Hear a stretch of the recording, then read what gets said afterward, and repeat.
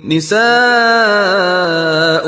حرث لكم فأتوا حرثكم أنى شئتم وقدموا لأنفسكم واتقوا الله واعلموا أنكم ملاقوه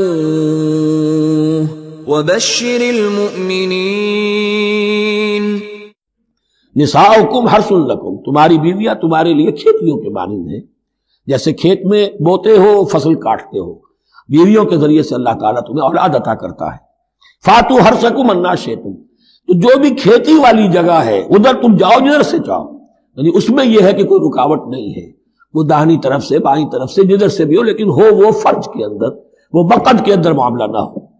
فاتوا حرثکم انا شئتم وقدموا لانفسکم، اور اپنے آگے کے لیے سامان کرو، یعنی اپنی اولاد۔ انسان جو ہے بڑھاپے کے لیے اس کا ایسٹ بنتی ہے اس کی اولاد۔ آج تو دنیا اولاد سے بھاگتی ہے، لیکن ایک زمانے میں تو اولاد جو ہے وہ عصائے پیری شمار ہوتی تھی۔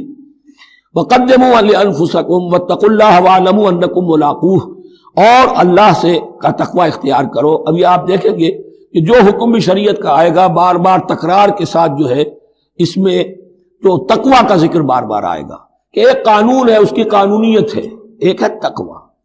قانون کی لاکھ پیروی کی جا رہی ہو، تقوی نہ ہو تو وہ قانون جو ہے وہ مذاق بن جائے گا، تماشا بن جائے گا۔ اس کے بعد مثالیں آئیں گی ابھی۔